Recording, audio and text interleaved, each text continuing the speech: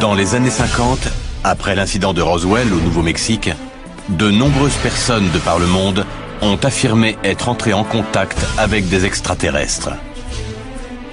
Certains les auraient vus de près, d'autres seraient montés à bord de leur vaisseau. D'autres encore disent avoir dialogué avec ces êtres venus d'ailleurs. Si la plupart des faits rapportés étaient en fait des mystifications, le doute planait encore sur quelques-uns d'entre eux, jusqu'à maintenant. Deux hommes vivant à 800 km l'un de l'autre ont fourni de nombreuses vidéos montrant les rencontres rapprochées qu'ils ont vécues. Alors là, j'ai mis la caméra en mode infrarouge. J'avais jamais vu ça. Ils voient des disques, des lumières et des sphères étranges. J'ai conduit jusqu'à la sphère qui s'est divisée en deux. Ils perçoivent tous les deux une communication. Je suis convaincu que tout cela mènera à une rencontre avec une entité biologique. Présenteraient-ils tous les deux la même anomalie médicale? Il y a effectivement une anomalie. Leurs documents vidéo, présentés pour la première fois à la télévision, et leurs analyses médicales, apporteront-ils des preuves tangibles qu'un contact extraterrestre a été établi? J'ai eu des contacts toute ma vie. Voici l'affaire 58105, contact extraterrestre.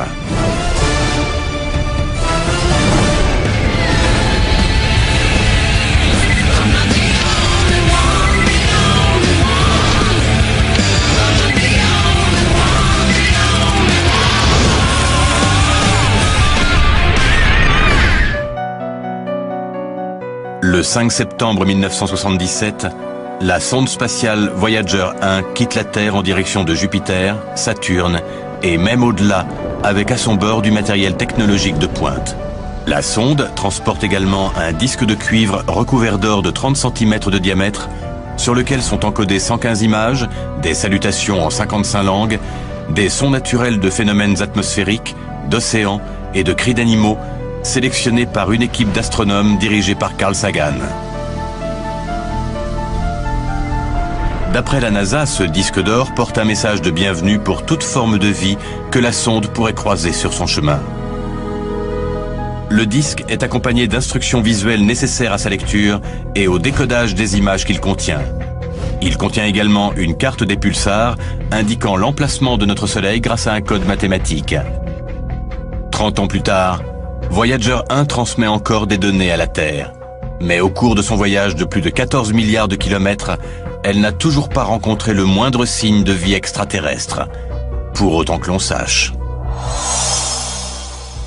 Pendant que Voyager poursuit son voyage dans l'espace, l'homme utilise une technologie de plus en plus pointue pour établir un contact avec une forme d'intelligence extraterrestre. Depuis 1961, les grands astronomes et scientifiques du monde entier travaillent à un programme nommé SETI, qui se concentre sur la recherche d'une intelligence extraterrestre. Il a pour mission d'explorer, de comprendre et d'expliquer l'origine, la nature et la prévalence de la vie dans l'univers. L'une de ses principales installations, le Allen Telescope Array, souvent abrégé en ATA, situé à Hat Creek en Californie, à 465 km au nord-est de San Francisco, est un groupe de radiotélescopes conçu en partie pour sonder des milliers d'étoiles à la recherche de signaux radio ou électroniques dans l'espace. L'équipe commence son enquête sur les contacts extraterrestres à l'ATA, où elle rencontre l'astronome Seth Shostak. L'idée, c'est que toutes ces antennes, quand elles sont interconnectées, peuvent agir comme une seule grosse antenne. C'est une gigantesque oreille métallique que nous tendons vers les étoiles dans l'espoir de capter un signal quelconque. Tout ce que nous avons découvert sur l'univers dans les 40 dernières années porte à croire que ce qui s'est passé sur notre planète n'est peut-être pas un miracle. Vous pensez qu'il y a de la vie dans l'univers? Nous sommes de plus en plus optimistes. Les probabilités sont assez élevées. Mais avant d'espérer capter un signal authentique, il faut faire le tri pour écarter les signaux qui proviennent de la Terre, comme ceux des satellites du gouvernement, des satellites de communication et les radars d'avions ou d'aéroports, ou toute autre interférence de sources humaines, comme les signaux de radio et de télévision. Le processus entraîne parfois ce que le SETI qualifie de fausses alertes, c'est-à-dire des signaux qui donnent à tort l'impression de provenir de sources extraterrestres. Une des alertes les plus controversées du programme SETI a probablement été le signal WAHU, détecté le 15 août 1977 à l'Université de l'Ohio. L'astrophysicien Jerry R. Ehman avait détecté le signal sur un imprimé d'ordinateur, l'avait encerclé et avait écrit WAHU dans la marge. Il avait été stupéfait de constater à quel point le signal ressemblait à l'idée qu'on avait d'un signal extraterrestre. Le signal puissant, qui avait duré 72 secondes, possédait plusieurs caractéristiques qui le distinguaient des signaux venant de la Terre ou du système solaire. Moins d'une minute après l'interception du signal radio, un deuxième récepteur s'est mis à scruter le même point dans le ciel à la même fréquence radio, mais il n'a rien détecté.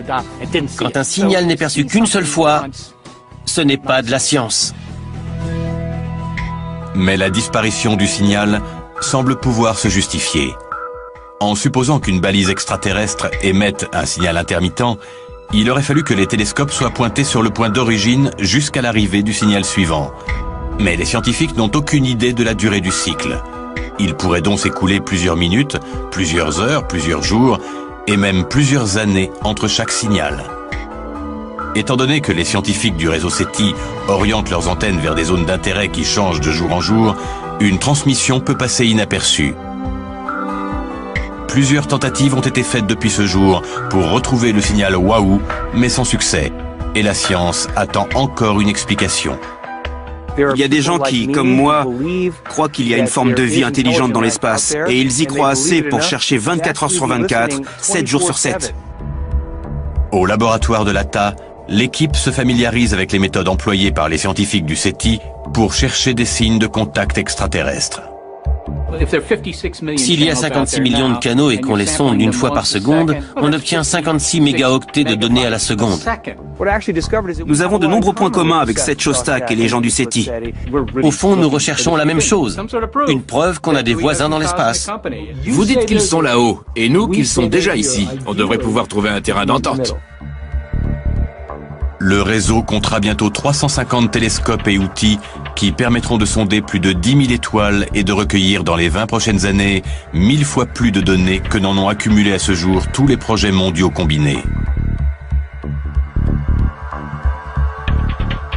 Avec cette puissance, les experts du SETI espèrent intercepter un premier signal extraterrestre d'ici 2025. La probabilité scientifique d'un contact extraterrestre ayant été établie, l'équipe part à la recherche de preuves matérielles que ce genre de contact est déjà courant sur Terre. Ils ont repéré 2 hommes affirmant avoir été contactés. Ces 2 hommes vivent dans 2 villes différentes et ont filmé de mystérieuses sphères colorées près de leurs résidences respectives. Ils pensent que les extraterrestres chercheraient à entrer en contact avec eux. Les contacts avec des extraterrestres sont souvent qualifiés de rencontres rapprochées, qui ne sont pas toutes identiques et sont divisées en 5 catégories en fonction de leur intensité. Une rencontre du premier type correspond à l'observation d'un engin étrange ou de lumière qui ne s'apparente à aucune technologie humaine, à une distance de 150 mètres ou moins. Une rencontre du deuxième type comporte des effets physiques vus ou ressentis comme de la chaleur, des radiations, une paralysie temporaire ou des interférences dans les signaux télé ou radio. Le troisième type implique l'observation d'êtres vivants de très près. Le quatrième type est l'enlèvement. Et le cinquième type correspond à la communication, une connexion complète et réciproque entre un extraterrestre et un être humain.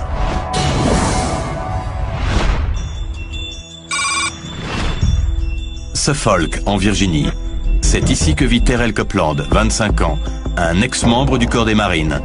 Il a vécu récemment plusieurs rencontres rapprochées avec des sphères de lumière en pulsation qui semblent se manifester à lui de plus en plus souvent. D'après lui, il ne s'agirait pas d'appareils militaires venus de la base aéronavale voisine. Au cours des 8 dernières années, Terrell a vécu des rencontres semblables à 3 endroits différents. À la base navale du Nord-Ouest, près de Chesapeake, chez ses parents à Suffolk et juste devant son propre domicile. Cette histoire, c'est plus que quelqu'un ayant vu des objets lumineux dans le ciel. Ces objets l'observent également et semblent s'intéresser particulièrement à lui. D'après moi, il se passe quelque chose. Je me suis engagé dans l'armée en 2000, juste après le lycée. Nous avons été formés à l'observation. J'ai vu des avions que le civil lambda n'a jamais vus. Au cours de l'hiver 2000, Terrell a vécu une expérience qui allait changer sa vie. Entre 3 et 4 heures du matin, à la base navale du Nord-Ouest, près de Chesapeake, Terrell voit un objet mystérieux survoler la base, la balayant de faisceaux lumineux. J'ai vu une lumière. J'ai d'abord pensé que c'était un hélicoptère, mais il n'y avait aucun bruit et il n'était qu'à 30 mètres de moi.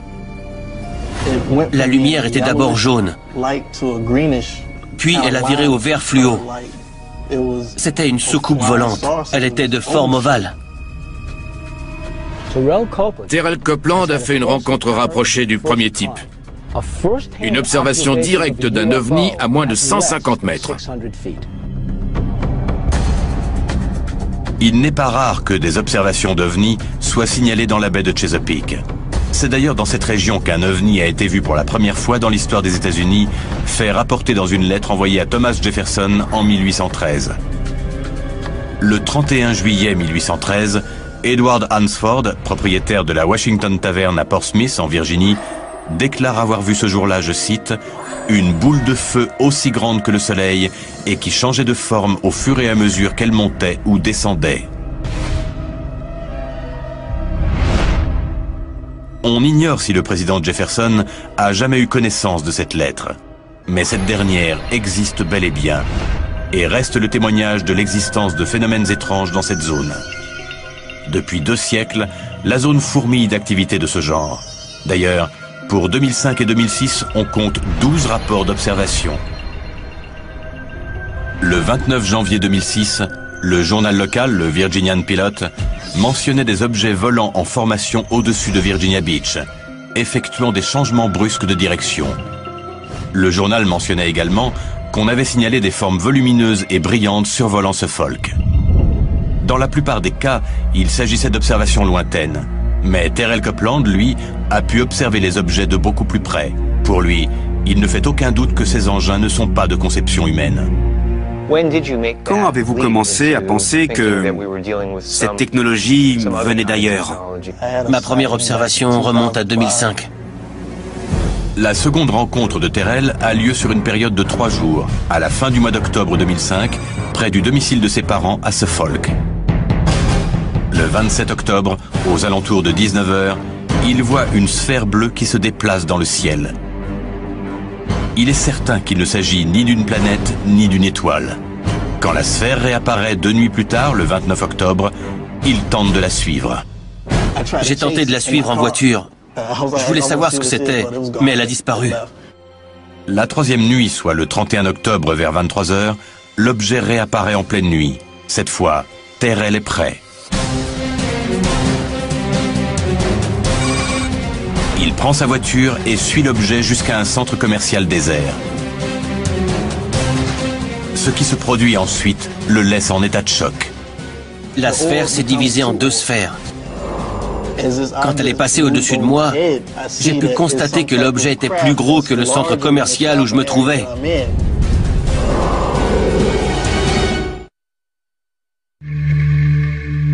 À Suffolk, en Virginie, fin octobre 2005, Terrell Copeland aperçoit à 3 reprises une étrange sphère de couleur bleue. J'ai suivi la sphère en voiture et elle s'est divisée en 2. La 3e nuit, le 31 octobre, il a suivi le globe jusqu'à un centre commercial désert où une chose incroyable s'est produite. Il va bientôt vivre sa 2e rencontre rapprochée avec les extraterrestres. Le vaisseau triangulaire étant stationnaire à 150 ou 200 mètres au-dessus de Terrell. Il remarque que les 2 sphères sont en réalité 2 lumières intégrées au vaisseau. Par la suite, Terrell déclarera au journal Virginian Pilot « J'ai d'abord cru que c'était un avion furtif, comme le bombardier de l'Air Force qui échappe au radar. Mais quand j'étais militaire, j'ai vu de nombreux appareils, et nous n'en avons pas d'aussi grands. » Terrell a observé des ovnis de nombreuses fois, toujours à moins de 150 mètres. C'est ce qu'on appelle des rencontres du premier type. Ces observations répétées me laissent penser que ce n'est pas juste une histoire de vision d'ovnis, mais qu'on a cherché un contact. 1 an et demi plus tard, Terrell fait une autre rencontre rapprochée qui, d'après lui, est bien différente. Le 5 mars 2007, à environ 20 h 05, il sent une présence devant chez lui. Il se saisit de sa caméra et sort. Il va voir une chose incroyable. Il y avait deux objets à environ 10 mètres de moi. Les deux objets flottent sur place. Puis l'un commence à se comporter de façon très étrange. C'était une grande sphère qui changeait très rapidement de couleur. Pour de nombreux ufologues, ces changements de couleur seraient une façon de communiquer. C'est ce que je crois. Ces changements de couleur sont-ils une sorte de code morse? Est-ce une forme de communication que les extraterrestres utilisent pour nous contacter? Terrell a-t-il assisté à une communication entre les deux objets ou ces derniers ont-ils tenté de communiquer avec lui? L'équipe se rend sur les lieux pour tenter de mieux comprendre. Voilà l'endroit exact où ça s'est produit le 5 mars 2000. Il y avait une sphère qui dégageait une lumière blanche juste au-dessus de ce bâtiment. J'ai regardé dans cette direction et j'ai vu un autre objet. Le deuxième objet se met à changer de couleur rapidement. Pour Terrell, ces signaux trépidants étaient une façon pour l'engin de communiquer avec l'autre sphère monocolore qui se trouvait au-dessus du bâtiment. Mais il se déplace et s'aperçoit alors que l'autre objet le suit. Quand je suis revenu à ma voiture, l'engin s'est positionné à environ 10 ou 15 mètres au-dessus des arbres. Puis j'ai arrêté de filmer et l'objet est parti parce que, d'après ce que j'ai vu, un hélicoptère de l'armée approchait. L'hélicoptère est arrivé et les objets ont disparu. Oui, j'ai regardé vers l'hélicoptère, puis j'ai vu que l'objet était parti. Terrell est un ancien marine. Il a l'habitude d'observer. Il connaît tous les types d'appareils militaires. S'il me dit qu'il a vécu une expérience qui a changé sa vie, je suis prêt à le croire pour ces raisons-là. Mais je trouve tout de même étrange que nous soyons si près d'une base militaire. Terrell a donc visiblement vécu plusieurs rencontres rapprochées, mais l'équipe doit aller plus loin. Ces vidéos sont envoyées au docteur Ted Ackworth qui doit les analyser. Pendant ce temps, Bill et Pat continuent de mener l'enquête sur les rencontres de plus en plus rapprochées vécues par Terrell.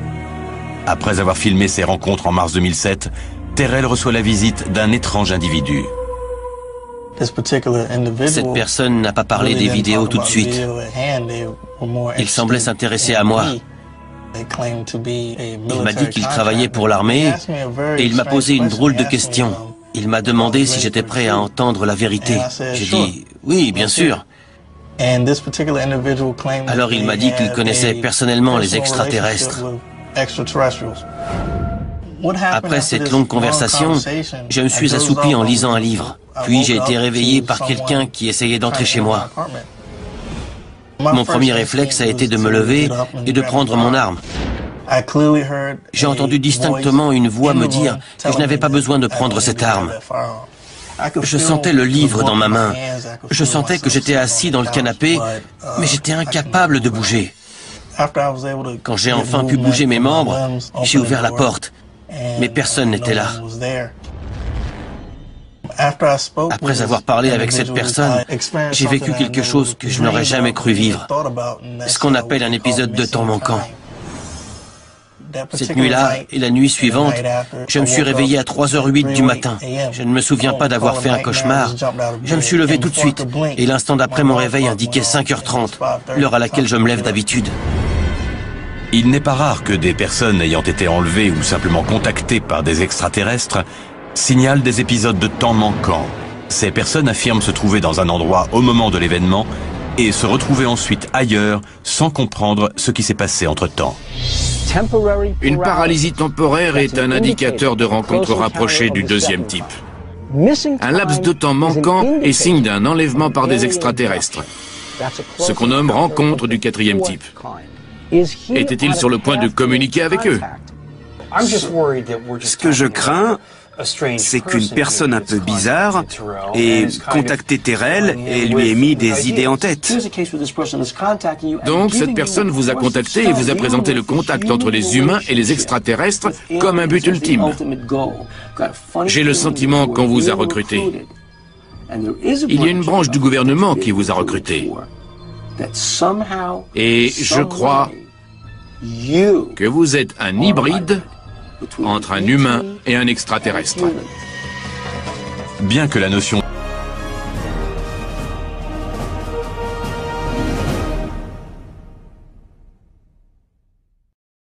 d'hybride entre des humains et des extraterrestres soit hautement controversée et n'ait pas été prouvée, certaines personnes contactées par des extraterrestres affirment avoir développé des anomalies physiques peu après leur contact supposé. C'est très étonnant, mais en même temps, pas tant que ça. Car la raison pour laquelle je ne suis plus dans l'armée, c'est que j'ai un problème sanguin inexpliqué. Le sang de Terrell présente un taux anormalement élevé d'une enzyme nommée créatine kinase, qui généralement révèle un problème musculaire. D'après le bilan médical effectué par l'armée, le taux de créatine kinase dans le sang de Terrell s'élève à 2000 unités par litre de sang. Chez une personne en bonne santé, il dépasse rarement les 200 unités par litre. Mais on ignore ce qui a causé ce taux si élevé dans le sang de Terrell. Aucun des médecins militaires n'a su établir de diagnostic à l'époque. Cela les laissait très perplexes.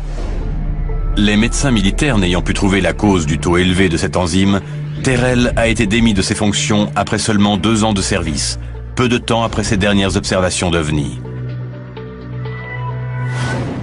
Comment peux-tu conclure que c'est un hybride? Tu n'as pas peur de tirer des conclusions un peu hâtives? Il est en train d'apprendre à se connecter à l'extraterrestre en lui. Tu sais, je crois que tu ne l'aides pas. Tu es en train de lui dire qu'il peut appeler les ovnis, que c'est un hybride. C'est lui qui l'a dit, pas moi. Tu jettes de l'huile sur le feu.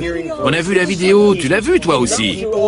Il entend des voix, il parle avec des inconnus par messagerie instantanée, il reçoit des instructions par email. Enfin, Bill, ça devrait t'inquiéter un peu plus que ça. Les hybrides existent peut-être ou pas, mais je crois qu'il est trop tôt pour parler de ça. Bill est trop enthousiasmé par le phénomène OVNI. Il n'a peut-être pas remarqué que Terrell a eu une expérience et qu'il posait des questions pour avoir des informations objectives. Les rencontres rapprochées vécues par Terrell sont-elles les prémices d'une rencontre rapprochée du 5e type, c'est-à-dire un véritable contact avec les extraterrestres?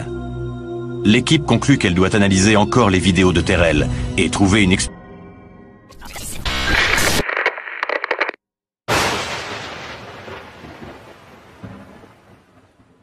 explication à ses problèmes sanguins.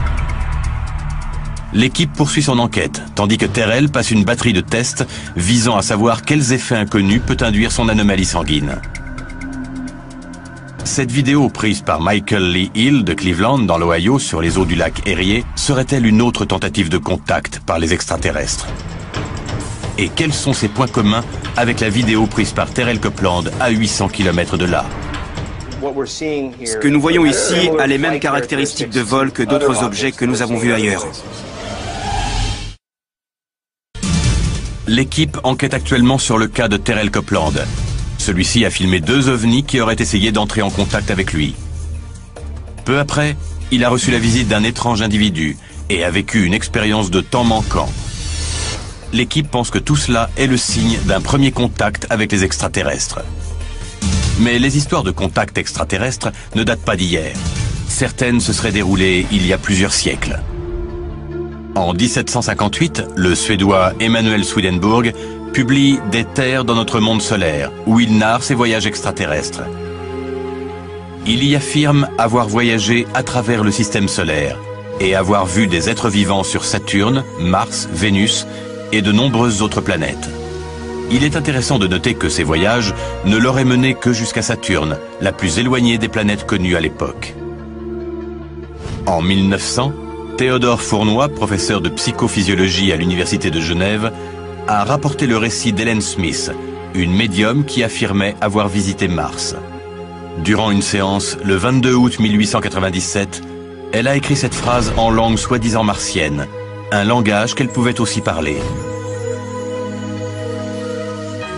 Elle continua toute sa vie à affirmer avoir eu des contacts avec les extraterrestres et a même réalisé une série de tableaux dépeignant ses expériences.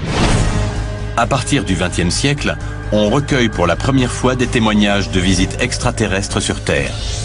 Le 11 mai 1957, dans le désert de Mojave, Wayne Zhao, un expert en renseignement militaire, voit se poser un engin. Il affirmera avoir établi un contact avec les êtres qui étaient à l'intérieur. J'étais à quelques mètres du vaisseau. L'expérience a duré toute la nuit et on m'a montré des choses qui concernent le futur de cette civilisation. À la suite de son expérience, Aou a été interrogé plus de 2 heures par la CIA, qui a toutefois décidé de ne rien révéler de l'affaire. Mais certains témoignages récents sont assez inquiétants.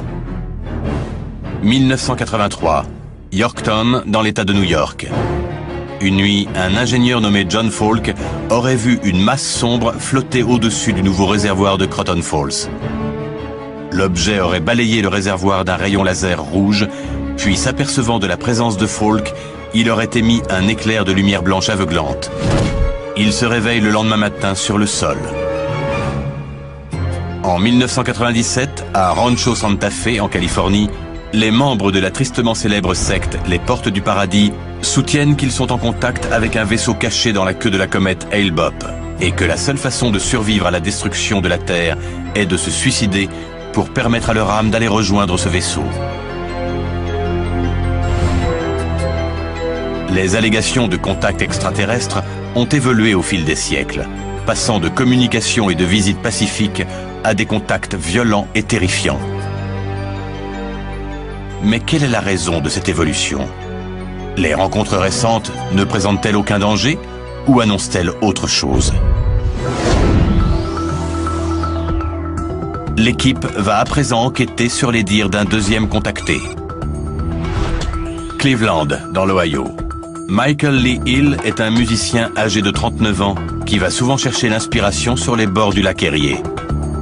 Mais la nuit du 18 août 2006, il voit quelque chose qui va changer sa vie et qu'il va filmer. Durant les mois suivants, il filmera des sphères dont il ne peut expliquer l'origine sur le même lieu. Ces sphères sont-elles les mêmes que celles que Terrell Copeland a vues à plusieurs reprises en Virginie? Des sceptiques ont souligné que de nombreuses choses pouvaient expliquer la présence de ces sphères lumineuses, d'un véhicule de police à un avion. Mais pour les personnes contactées, le doute n'est pas possible. L'équipe se rend donc sur les bords du lac Erie afin de recueillir le témoignage de Michael. Bienvenue dans la réserve naturelle du lac Erie. D'après certaines personnes, ce que vous avez filmé, ce ne sont que des lumières de l'autre côté du lac. On ne voit même pas l'autre rive du lac, enfin. Il fait plus de 90 km de large. On dit aussi que ce seraient des avions ou des hélicoptères. Vous dites non, pourquoi? Nous sommes près de la centrale nucléaire de Perry. Et depuis les attentats du 11 septembre, il est interdit de survoler les centrales nucléaires. La centrale nucléaire de Perry est située à 55 km au nord-est de Cleveland. Depuis le 11 septembre 2001, des restrictions temporaires de vol sont en vigueur dans cette zone. D'après l'article 99.7 du Code des régulations fédérales, les pilotes doivent éviter de pénétrer dans l'espace aérien au-dessus et à proximité de sites tels que les centrales nucléaires, les barrages, les raffineries, les installations militaires et autres structures similaires.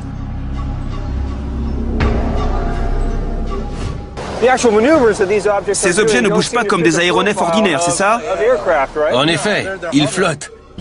Ce sont des sphères solides, lumineuses et clignotantes. Que je sache, aucun aéronef n'est muni d'une grosse boule lumineuse. Surtout à côté d'une centrale nucléaire. Visiblement, les objets aperçus par Michael au-dessus du lac ne sont pas de simples aéronefs. L'équipe a de bonnes raisons de croire que les rencontres répétées de Michael sont similaires à celles de Terrell et pourraient être la preuve d'un essai de contact extraterrestre. La prochaine étape consiste à comparer les séquences vidéo et à déterminer depuis quand durent les expériences de Michael. On voit ici une des sphères dont je vous parlais. Ce sont simplement de grosses boules de lumière. Bientôt, vous verrez un autre objet semblable arriver de la droite et se placer juste au-dessus de l'autre. Là, j'ai trouvé ça dingue et j'ai passé la caméra en mode infrarouge. Les objets que nous voyons là ont des caractéristiques de vol similaires aux objets que nous avons vus ailleurs. Celle de Terrell Copeland à Suffolk, c'est pareil. Elle clignote, change de couleur et se rapproche l'une de l'autre.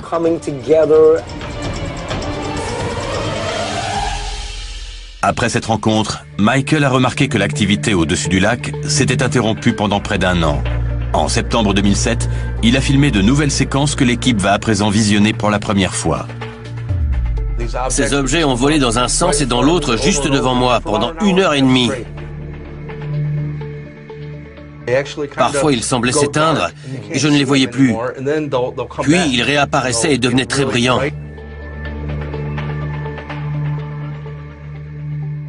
Alors, pendant que je filmais, un autre objet est apparu. S'il s'agissait de fusées, elles flotteraient et retomberaient.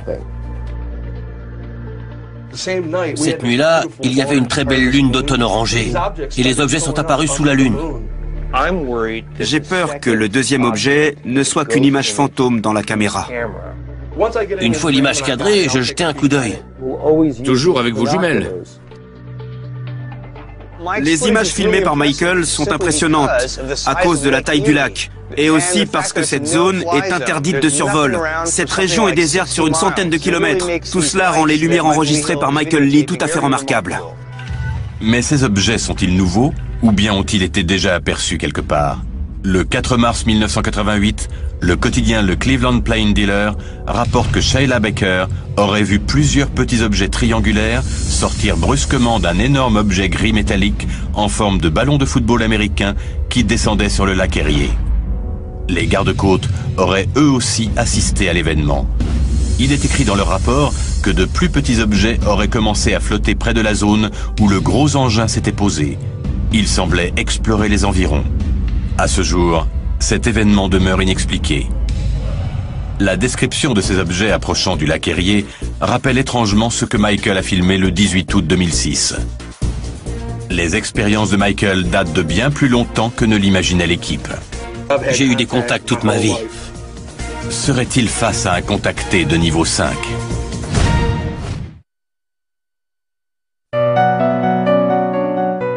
L'équipe est à Cleveland, dans l'Ohio.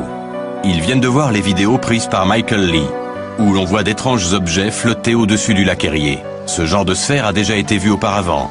L'équipe pense que Michael aurait vécu une première phase de contact similaire à celle vécue par Terrell Copeland à Suffolk en Virginie. Michael va leur révéler que ses contacts avec les extraterrestres sont allés plus loin que ceux de Terrell. Ça va vous paraître bizarre, mais j'ai eu des contacts toute ma vie.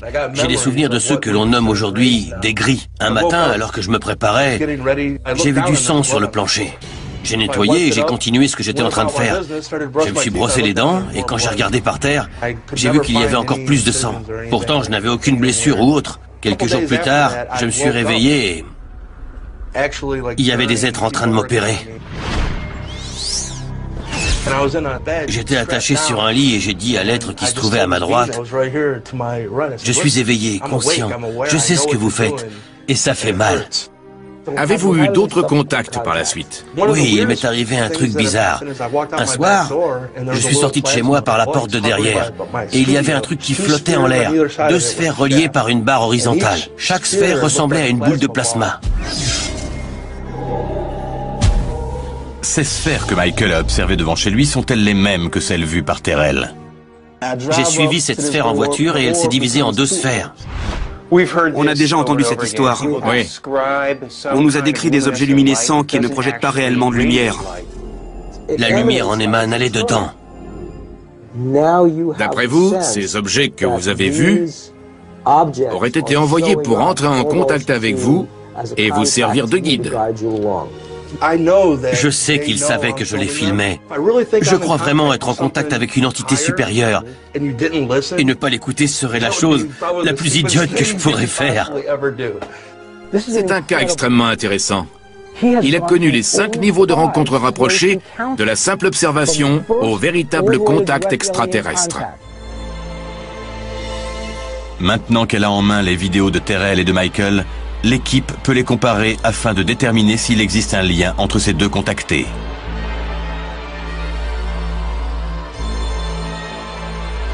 Le docteur Ted Ackworth a reçu des copies des vidéos de Terrell et Michael. Il va commencer par déterminer si les lumières que l'on y voit sont dues à des lumières parasites ou à un autre type d'interférence optique. Voilà Jeff, nous avons su ces 2 vidéos qui d'après Bill et Pat pourraient correspondre à un même objet. Je me demande pourquoi il y a un point noir au centre de cet objet. Moi aussi, je pense que la caméra a été défocalisée.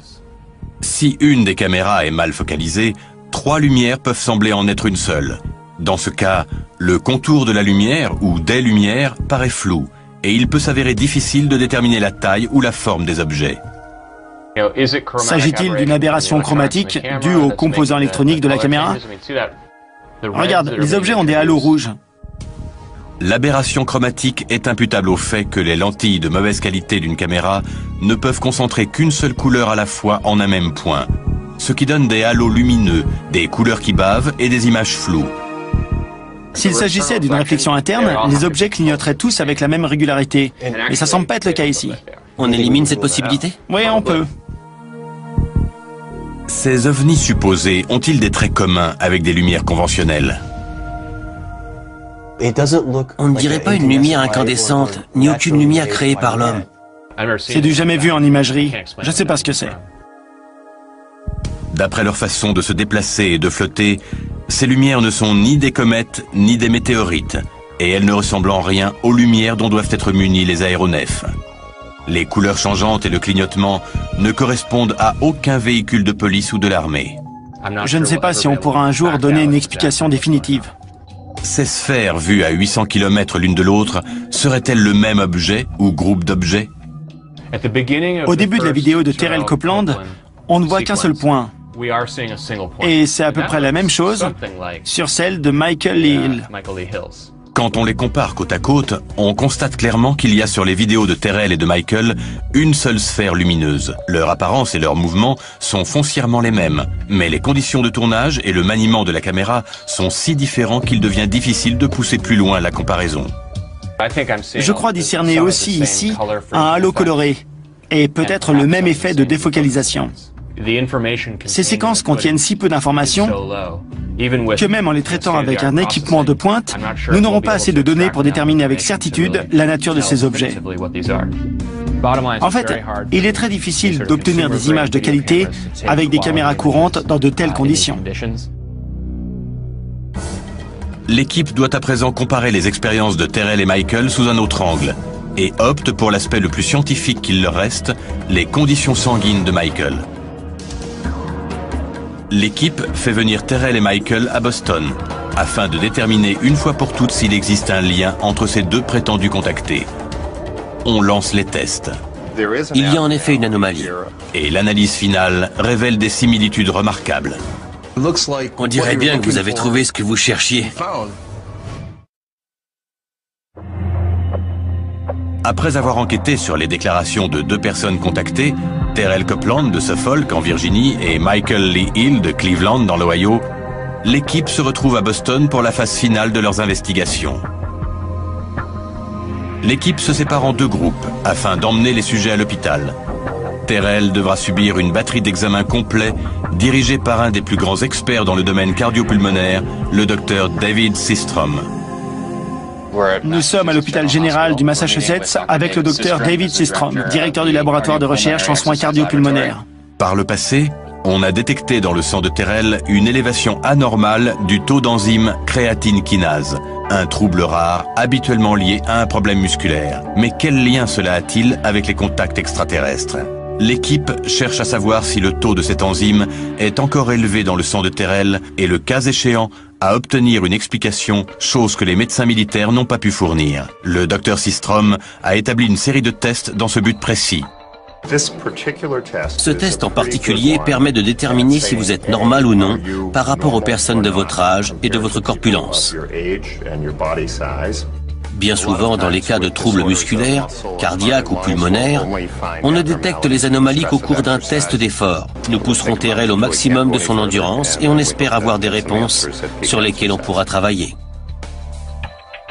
S'il y a bel et bien une anomalie, nous aurons une idée de sa nature. Nous pourrons déterminer si le problème vient de vos poumons qui vous limitent ou si c'est votre cœur ou vos muscles. Compte tenu de vos antécédents, il est très important que nous sachions si votre métabolisme musculaire fonctionne normalement ou pas.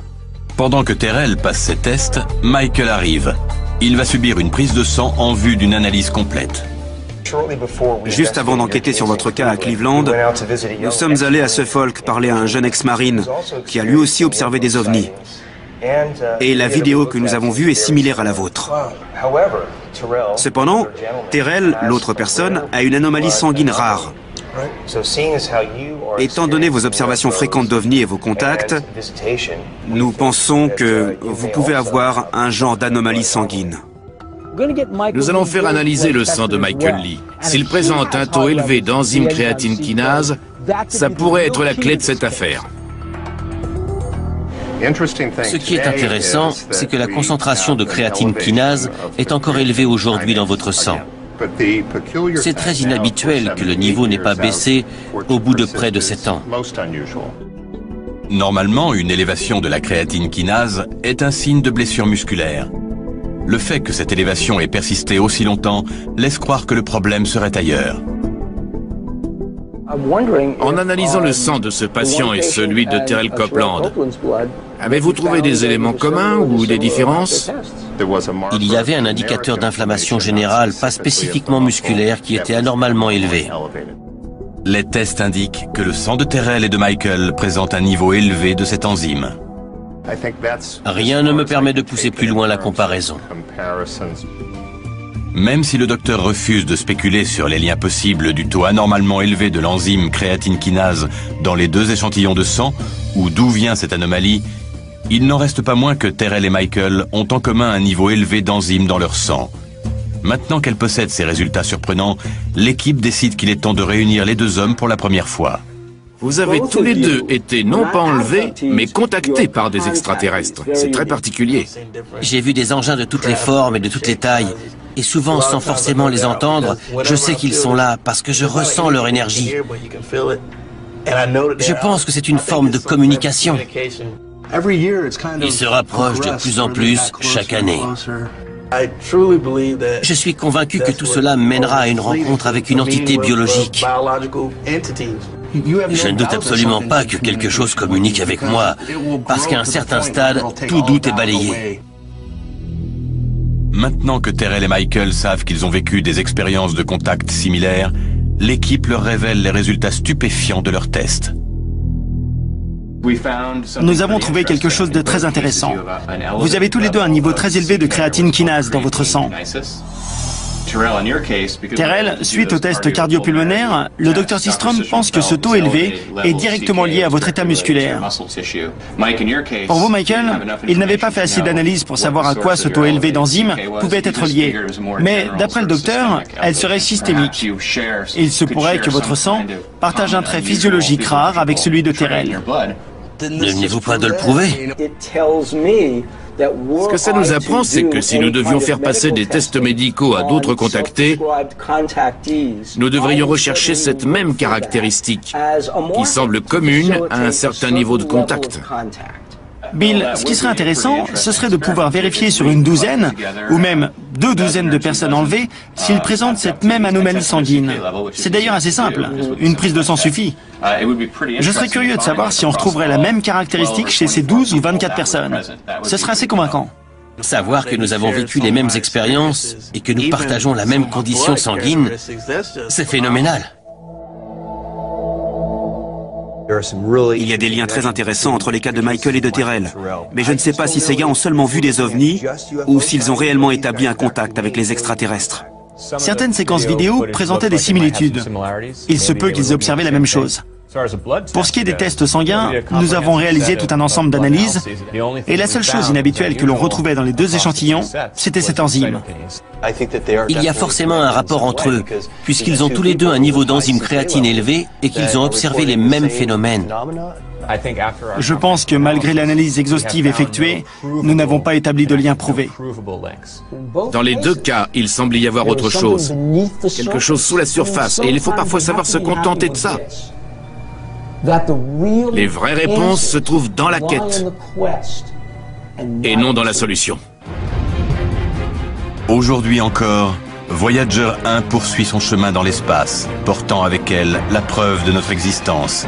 Mais la NASA estime qu'il faudra encore 40 000 ans avant que la sonde n'atteigne le système planétaire le plus proche de nous, et qu'elle ait une chance de faire connaissance avec une espèce semblable à la nôtre.